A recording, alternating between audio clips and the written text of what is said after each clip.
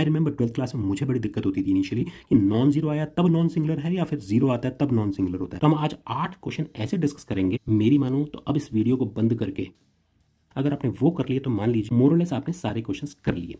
Alright, तो हम सीधा मुद्दे की बात पे आते हैं। 5 मार्क्स का क्वेश्चन मैट्रिक्स मेथड के ऊपर आपको जनरली एग्जाम में पूछा जाता है। 3 इक्वेशंस दी गई होती हैं, एक्स वाई जेड की वैल्यूज हमें फाइंड आउट करनी होती है। कभी कभी ऐसा भी हो जाता है कि ये केस स्टडी के टाइप में आ जाएगा जहां पर इक्वेशन नहीं दे रखी होती है, आपको पहले इक्वेशंस बनानी होती हैं, फिर एक्स वाई जेड की वैल्यू निकालनी होती है। अब सबसे पहला काम डिटर्मिनेंट ए निकालना होता है। दो पॉसिबिलिटीज हैं, या तो नॉन जीरो आएगा या फिर जीरो आएगा। अगर वो नॉन जीरो आता है तो ए मैट्रिक्स को हम नॉन सिंगुलर मैट्रिक्स बोलते हैं। आई रिमेंबर 12th क्लास में मुझे बड़ी दिक्कत होती थी इनिशियली कि नॉन जीरो आया तब नॉन सिंगुलर है या फिर जीरो आता है तब नॉन सिंगुलर होता है। तो मैंने कैसे याद किया, मैंने बोला जी नॉन जीरो है तो नॉन सिंगुलर है ना, कोरिलेट करके इस तरीके से याद रख सकते हैं। नॉन सिंगुलर है तो वो इन्वर्टिबल होगी, ये कैसे याद रखें, तो बड़ा आसान तरीका है। ए इनवर्स का फॉर्मूला तो हम जानते हैं ना, क्या होता है, adjoint A divide by determinant A करते हैं। अब डिटर्मिनेंट ए अगर नॉन जीरो है तभी तो हम बोलेंगे कि ये इनवर्स एग्जिस्ट कर रहा है। ये इनवर्स का फॉर्मूला है ना, इनवर्स एग्जिस्ट कर रहा है मतलब इन्वर्टिबल है। इनवर्स एग्जिस्ट कर रहा है तो हम बोलेंगे कि yes the given system is consistent, यानी उसका सोल्यूशन एग्जिस्ट कर रहा है और वो एक यूनिक सोल्यूशन है which is given by this formula, यानी x equals to A inverse into B. Although ये वाले केसेस आपके सिलेबस में नहीं दे रखे, पर ठीक है, कॉन्सेप्ट के हिसाब से आउट ऑफ क्यूरियोसिटी आपको इतना तो पता होना चाहिए कि अगर डिटर्मिनेंट ए जीरो होता है तो हम उस मैट्रिक्स को सिंगुलर मैट्रिक्स बोलते हैं, ये ध्यान रखिएगा। और ऐसे केस में इनवर्स एग्जिस्ट नहीं करता है। ओके, अगर ये डिनोमिनेटर जीरो हो गया तो इनवर्स एग्जिस्ट नहीं करेगा, सीधा सीधा याद रख सकते हैं आप। ठीक है, ऐसे में सोल्यूशन कैसे निकाला जा सकता है ये हम जस्ट ध्यान रख लेते हैं, इसकी डिटेल में नहीं जाएंगे। एडजॉइंट इनटू बी निकालते हैं। क्यों निकाल रहे हैं, ए इनवर्स इनटू बी हमारा सोल्यूशन है ना, तो अगर मैं इसको बी से मल्टीप्लाई करूंगा तभी तो मेरा सोल्यूशन निकल जाएगा। ये पूरा क्या बन जाएगा, एक्स। अब मुझे अगर डिटर्मिनेंट ए जीरो मिल गया तो मैं ऐसे केस में न्यूमरेटर कैलकुलेट करता हूँ। न्यूमरेटर अगर नॉन जीरो आया तो हम बोलेंगे नो सोल्यूशन, यानी inconsistent. Non zero divide by zero is not defined, तो इसीलिए इसको नो सोल्यूशन बोला जाता है। और अगर ऊपर जीरो आ जाए और नीचे भी जीरो है तो जीरो बाय जीरो केस में हो सकता है वो इनकंसिस्टेंट हो, नो सोल्यूशन, या फिर कंसिस्टेंट भी हो सकता है और ऐसे में इनफिनिटी मेनी सोल्यूशन भी निकाली जा सकती है। वेल, इतना ही समझिए इसके बारे में। तो अब हम शुरुआत करते हैं पहले बेसिक टाइप के क्वेश्चन से, जहां पर आपको 3 इक्वेशन दे रखी हैं और एक्स वाई जेड निकालना है। लिखने का तरीका भी ध्यान रखिएगा, प्रेजेंटेशन के मार्क्स होते हैं। सबसे पहले आपने 3 इक्वेशंस लिखनी है और लिखा जाएगा the given system of linear equation can be written as this. इसको आपने 3 अलग अलग मैट्रिसेस में ब्रेक कर लिया, which is of the type A X equals to B. A matrix ये वाली हो गई यानी कोफिशिएंट्स वाली, x इक्वल्स टू ये वाला मैट्रिक्स यानी जहां पर वेरिएबल्स हैं, और b मैट्रिक्स यानी कांस्टेंट्स वाले। बस अब सबसे पहला स्टेप अपने एल्गोरिथम के हिसाब से क्या करना है, डिटर्मिनेंट निकालना। अगर वो नॉन जीरो आएगा तो हम बोलेंगे it is non singular and so A inverse exists. अगर इनवर्स एग्जिस्ट कर रहा है तो हम इनवर्स निकालना तो जानते हैं, कोफैक्टर्स वाली मैट्रिक्स बनाई जाती है और उसके बाद उसका ट्रांसपोज निकाला जाता है। हमें यहाँ से एडजॉइंट ए मिल जाता है और इसको हम डिटर्मिनेंट ए से डिवाइड करते हैं तो इनवर्स मैट्रिक्स बन जाती है। बस अब इनवर्स मैट्रिक्स को हमें बी से मल्टीप्लाई करना है और ये मल्टीप्लिकेशन करना हम जानते हैं। इनको मल्टीप्लाई करके हमारे पास एक्स वाई जेड की वैल्यूज मिल गई। डोंट फॉरगेट कि आपके 4 या 5 नंबर तभी पक्के हैं जब ये आंसर करेक्ट है। तो ये करेक्ट है, ये चेक करने के लिए आप 111 को इन 3 इक्वेशन में फटाफट से पुट करके देख लीजिए कि आपने आंसर सही निकाला है नहीं निकाला। ठीक है ना, कितना ही टाइम लगता है। 1 + 2 + 3 6 हो गया, बिल्कुल ठीक है जी। इस तरीके से तीनों इक्वेशन में वैल्यूज पुट करके जरूर चेक कर लीजिएगा। अच्छा, इसका स्क्रीनशॉट लेने में आप टाइम मत लगाइए, आप पहले कॉन्सेप्ट को समझिए। इसका पूरा कंप्लीट पीडीएफ विद सॉल्यूशन आपको यहाँ पर mathsbetter.com साइट है, इस पर मिल जाएगा। यहाँ मैंने अपलोड कर रखा है, लिंक नीचे मैंने डिस्क्रिप्शन बॉक्स में रख दिया, तो यहाँ से आप इसको डाउनलोड कर सकते हैं। So don't worry. Let's discuss the second type of question, जो बिल्कुल वैसा ही है जैसा हमने फर्स्ट क्वेश्चन किया है। एक मैट्रिक्स ए दे रखी है, इसका इनवर्स फाइंड आउट करना है, use it to solve the following system of equations. ठीक है जी, तो ये ए और ये मैच कर रहा है नहीं कर रहा है ये जरूर ध्यान देना है आपने। तो इसमें करना क्या, सबसे पहले तो ए इनवर्स निकाल लेना है, वो तो निकालना जानते हैं, और उसके बाद गिवन सिस्टम को लिख देंगे A X equals to B type में। मैंने बोला ध्यान रख लीजिएगा कि ये जो ए है और जो इसका ए बनेगा ये दोनों मैच होने चाहिए। कभी कभी ये मैच नहीं भी होते हैं, तो ऐसे क्वेश्चन में क्या करेंगे वो भी डिस्कस करेंगे। फिलहाल तो A X equals to B type जब बन गया है तो बिल्कुल फर्स्ट क्वेश्चन की तरह से हम इसका आंसर निकाल लेंगे और अपने आंसर को वेरीफाई जरूर कर लेंगे। अब देखिए अनदर वेरी इंपॉर्टेंट क्वेश्चन 24 में पूछा भी गया है, इसमें भी बिल्कुल वैसा ही कुछ करना है, बस पहला एक स्टेप हमारा डिफरेंट रहेगा बिकॉज हमारे वेरिएबल्स जो है यहाँ पर रेसिप्रोकल फॉर्म में दे रखे हैं, यानी 1/x 1/y 1/z। तो इसमें सबसे पहले आपने क्या करना है कि इनको u v w मान लेना है, कोई भी 3 वेरिएबल्स। ओके, और फिर रिड्यूस कर देना है बिल्कुल वैसे ही a x equal to b type में। बस यहाँ पर x जो है हमारा u v w लिख दिया हमने। कर सकते हैं हम इस क्वेश्चन को भी, ध्यान रखिएगा लास्ट में जब u v w आ जाएगा तो उसको वापस x y z के लिए इनके रेसिप्रोकल कर दिए जाएंगे। ओके, तो ये हमारा आंसर आ जाएगा। अब देखिए ये भी एक और बड़ा अच्छा अच्छा क्वेश्चन है, 23 में पूछा गया है। दो मैट्रिसेस आपको दे रखी हैं ए और बी, पहले तो आपको इनका प्रोडक्ट फाइंड करना है and use it to solve the following system of equations. अब यहाँ पर ध्यान देने वाली बात यह है कि इसमें हमें इसको ए एक्स इक्वल टू बी या कुछ भी नाम रखना है, वो करके फिर एडजॉइंट वाले तरीके से इन्वर्स नहीं फाइंड आउट करना है। अगर वो करते हैं तो मार्क्स नहीं मिलेंगे पूरे। तो आपको ए और बी प्रोडक्ट निकालना है। प्रोडक्ट निकालने का आप देखेंगे यहाँ पर ये जनरली आई के इक्वल आ जाता है या फिर के इंटू आई हो जाएगा। इस केस में तो आई आया है, के आई वाला केस भी आगे हम डिस्कस करेंगे। तो अगर ये ए बी इक्वल्स टू आई आ गया, इसका मतलब क्या होता है, बाय डेफिनेशन ऑफ इनवर्स हम जानते हैं दोनों एक दूसरे के इनवर्स हो गए, ठीक है ना। दो मैट्रिसेस का प्रोडक्ट अगर आइडेंटिटी मैट्रिक्स के इक्वल होता है, इसका मतलब ए का इनवर्स बी है और बी का इनवर्स ए है। तो हमें इनवर्स मिल गया, किसका इनवर्स चाहिए हमें वो देख लेते हैं हम। हमारा मैट्रिक्स जो है यहाँ पर ए है या फिर बी यहाँ पर दे रखा, वो देखना होगा कि अगर मैं इसको थोड़ा सा ठीक तरीके से लिखूं तो मैं क्या लिखूंगा, x minus 2y plus 0z, ठीक है। जो मिसिंग था उसको मैंने 0z लिख दिया इक्वल टू 3।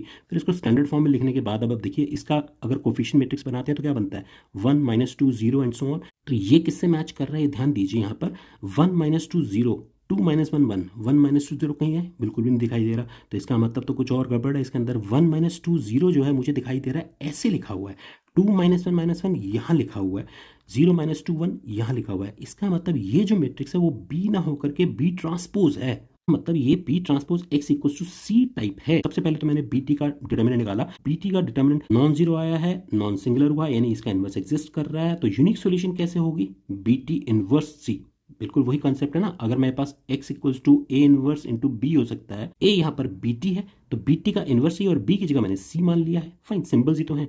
तो ये ध्यान रखना है आपने। अब बीटी का इनवर्स निकालने के लिए ध्यान दीजिए, बी इनवर्स इक्वल्स टू ए आया हुआ है हमारे पास, यानी जो मैट्रिक्स ए है वो बी का इनवर्स है और मुझे चाहिए बी ट्रांसपोज का इनवर्स। तो मुझे यहाँ पर ये कॉन्सेप्ट पता होना चाहिए कि अगर बीटी का इनवर्स चाहिए तो बी इनवर्स का ट्रांसपोज उसके बराबर होगा। बात समझ रहे हैं, इनवर्स और ट्रांसपोज आपस में इंटरचेंजेबल होते हैं इस तरीके से। तो इसका मतलब ये होगा कि B inverse transpose would be equal to A transpose, क्योंकि बी इनवर्स तो हमारा ए के इक्वल है ही। ये बात समझ में आ गई है, बड़ा इंपॉर्टेंट कॉन्सेप्ट है, ध्यान रखिएगा। तो बस अब मुझे यहाँ पर ए ट्रांसपोज सी निकालना है। ए तो मालूम है, ए का ट्रांसपोज निकालना क्या ही मुश्किल है। ए का ट्रांसपोज लिखा और उसके बाद उनको मल्टीप्लाई करके एक्स वाई जेड निकाल लिया, वेरीफाई कर लेंगे अपने आंसर को। अब इसके बाद मैंने बताया था जैसे कभी कभी इक्वेशन नहीं दे रखी होती हैं, आपको कोई इक्वेशन बनानी होती हैं, वर्ड प्रॉब्लम दे रखी है, ठीक है। तो उसमें पेन्स, बैग्स और इंस्ट्रूमेंट बॉक्स पे कुछ गौतम भाई ने कुछ परचेज किया और उसका टोटल कॉस्ट जो है 160 आया है। विक्रम भाई साहब ने कुछ और परचेज किए यही आइटम्स अलग अलग क्वांटिटी में, उसका 190 कॉस्ट आया। और तीसरा कोई अंकुर भाई है उसके 250 आए हैं, ठीक है। तो इनको पहले हमने एक्स वाई जेड मान लिया, cost of 1 pen, bag, instrument, इनको एक्स वाई जेड मान करके इक्वेशंस बना दी। ये तो आप छोटी क्लासेस से करते आ रहे हैं, ठीक है। ये तो बना लेंगे आप, convert the given equation into matrix equation, यही हमें बनाना था। तो A X equals to B type में तो रिड्यूस कर ही लेंगे, कोफिशिएंट मैट्रिक्स को ए बोल देंगे, ये एक्स हो गया ये बी हो गया। तो ये तो हमने फर्स्ट पार्ट तो कर दिया। उसके बाद वो डिटर्मिनेंट ए की बात कर रहे हैं, तो डिटर्मिनेंट ए तो निकालना जानते हैं हम, इनवर्स निकालना भी जानते हैं, तो ये तीन हो जाएंगे। उसके बाद पी इक्वल्स टू, अच्छा ये और दे रखा है, या तो ये कर दो या फिर ये थर्ड पार्ट कर दो, डिटर्मिनेंट पी की वैल्यू ए स्क्वायर माइनस 5 है, ये भी निकाल सकते हैं, ठीक है। जब हमें ए पता चल गया, डिटर्मिनेंट ए निकाल लिया, इनवर्स निकाल लिया, तो अगर हमें ये पार्ट करना है तो सबसे पहले ए स्क्वायर निकाल लो, दोनों को मल्टीप्लाई करना हम जानते हैं, माइनस 5 कर देंगे, ये आंसर आ गया। सिंपल है क्वेश्चन। अगला क्वेश्चन देखते हैं। एक मैट्रिक्स दे रखी है, इनवर्स निकालना है and hence solve this following system. अब देख करके तो लग रहा है सीधा सीधा क्वेश्चन है, बिल्कुल ये क्वेश्चन नंबर 4 की तरह ही है, सीधा है, लेकिन उसमें थोड़ा सा ए ट्रांसपोज वाला पंगा है, ठीक है। तो ये ध्यान रखना है कि जो ए दे रखा है और जो इसका ए है, क्या ये मैच कर रहे हैं नहीं कर रहे हैं। ये जो गिवन सिस्टम है वो A transpose X equals to B है, तो बिल्कुल वही कॉन्सेप्ट जो हमने क्वेश्चन नंबर 4 में करा, ये वाली प्रॉपर्टी लगा करके हम इसका सोल्यूशन निकाल सकते हैं, ये सोल्यूशन आ जाएगा, ठीक है। अच्छा, अब ये वाला क्वेश्चन देखिए, बिल्कुल वैसा ही है जैसा हमने पीछे भी किया। दो मैट्रिसेस का पहले मल्टीप्लिकेशन करना है, तो प्रोडक्ट निकाल लिया, वहां पर आई आया था, यहाँ पर 6i के इक्वल आया। मैंने बोला ना कि आई भी आ सकता है कभी कभी। तो ऐसे क्वेश्चन में क्या करेंगे, ध्यान दीजिए, यहाँ पर मैंने गिवन सिस्टम ऑफ इक्वेशन को इस तरीके से एक्सप्रेस किया। ऐसा क्यों किया, देखिए क्वेश्चन क्या था हमारा एक्चुअली, ये देखिए, ये आपके सामने मैं क्वेश्चन यहाँ रख देता हूँ, डिटरमिन दिस प्रोडक्ट। अब यहाँ पर सॉल्व करना है ये वाले सिस्टम को। देखिए सबसे पहले मैंने ये जो x minus Y equal to 3 equation थी सेकंड नंबर पे, उसको मैंने टॉप पे लिख दिया। क्यों लिखा, बिकॉज मैं 1 माइनस 1 0 ऊपर वाली रो से इसको मैच करवाना है मुझे, इस मैट्रिक्स के इक्वल इसकी कोफिशिएंट मैट्रिक्स बननी चाहिए, तभी तो बात बनेगी। अब देखिए जो थर्ड इक्वेशन थी 2x plus 3y plus 4z, इसको मैंने सेकंड प्लेस पे लिख दिया, बिकॉज मेरे को इसके 2 3 4 से इसको मैच करवाना था। अब इसी तरह थर्ड जो बची हमारे पास, यानी जो फर्स्ट थी y प्लस 2z, इसको मैंने नीचे लिख दिया। तो ये आपको बहुत ही केयरफुली ध्यान रखना है कि ये मैच करनी चाहिए किसी, या तो इसके इक्वल बनेगी या इसके इक्वल बनेगी या उसके ट्रांसपोज के इक्वल बनेगी। तो हमें इन्हीं बातों का ध्यान रखना है इन क्वेश्चंस को करते वक्त, ठीक है। बाकी तो है ही क्या क्वेश्चन के अंदर, ये बन गया सिंपल, ये X equal to B type बन गया, इसको सॉल्व करना तो हम जानते हैं, एक्स वाई जेड की वैल्यू निकाल लेंगे और अपने आंसर को वेरीफाई जरूर कर लेंगे। क्लियर है ये। अच्छा, अब देखिए यहाँ पर another very interesting question, a non singular matrix. यहाँ पर पहले से ही बता दिया कि ये एक नॉन सिंगुलर, यानी डिटर्मिनेंट निकालने की जरूरत नहीं है, पहले से बोल दिया कि वो नॉन जीरो है। Which is satisfying this equation. ठीक है, इस टाइप के क्वेश्चन आपने एनसीईआरटी में करे होंगे कि एक इक्वेशन दे के इसको सेटिस्फाई कर रहा है ये वाली मैट्रिक्स, तो हमें इसको यूज करके इनवर्स निकालना है और उसके बाद इसका सोल्यूशन निकालना है। अब जब भी कभी लिखा होगा ना कि इसको यूज करके इनवर्स निकालो और उसके बाद सोल्यूशन निकालो, तो आपको इनवर्स निकालने के लिए एडजॉइंट वाला या कोफैक्टर वाला तरीका नहीं लगाना है, ध्यान रखिएगा, नंबर पूरे नहीं मिलेंगे फिर। ओके, तो अब यहाँ पर इस इक्वेशन को हमने ए इनवर्स से मल्टीप्लाई करा दोनों साइड पर, तो इसको सिंप्लीफाई करना भी आप जानते हैं। ए क्यूब को मैंने ब्रेक करके ए इंटू ए स्क्वायर लिख दिया, ताकि मैं ए इनवर्स इंटू ए को आई लिख दूं अगले स्टेप में एसोसिएटिव प्रॉपर्टी लगा करके, और ये ए स्क्वायर बच गया। इसी तरह से यहाँ ए स्क्वायर को ब्रेक करके ए इंटू ए लिखा, ए इनवर्स से मल्टीप्लाई कर रहे हैं, तो ये ए इनवर्स इंटू ए आई हो जाएगा, आई ए अगले स्टेप में ए हो जाएगा, और यहाँ पर ए इनवर्स इंटू ए को आई लिख दिया, और ये ए इनवर्स आई को हम राइट साइड में लेके 40 ए इनवर्स बन गया। क्लियर है। अब यहाँ से यानी 40 ए इनवर्स इक्वल टू कितना आ गया हमारे पास, ये एक्सप्रेशन।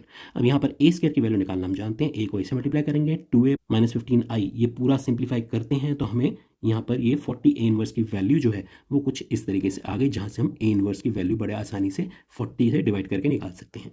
अब जो गिवन सिस्टम है वो सीधा सीधा आप देखें तो गिवन सिस्टम ऑफ इक्वेशन जो है वो एग्जैक्टली मैच कर रहा है, 2 3 3 2 3 3। ये जरूर चेक कर लीजिए कि मैच कर रहा है नहीं कर रहा है। 1 - 2 1 1 - 2 1 3 - 1 - 2 3 - 1 - 2, बिल्कुल ठीक है जी, तो मैच कर रहा है। इसका मतलब गिवन सिस्टम जो है वो X equals to B type है, और इसमें हमें ए इनवर्स चाहिए होगा, ए इनवर्स हमने ऊपर निकाल लिया है by using the given equation. तो वहां से वैल्यू पुट करी, एक्स वाई जेड का आंसर आया, और इसको इक्वेशन में पुट करके चेक कर लिया कि वो करेक्ट है। क्लियर है। तो ये हमने डिस्कस करे आज 8 टाइप के डिफरेंट क्वेश्चंस। मेरी मानो तो अब इस वीडियो को बंद करके इस साइट पे जाना, डाउनलोड करना ये वाला पीडीएफ, और इन 8 के 8 क्वेश्चंस को बहुत अच्छे से प्रैक्टिस करके अपने आंसर्स को वेरीफाई करना। 1-1.5 घंटा लगेगा, इसको कर लो, 4-5 नंबर आपके पक्के हो गए। क्लियर है जी। मिलते हैं अगले वीडियो में। You take care, bye bye.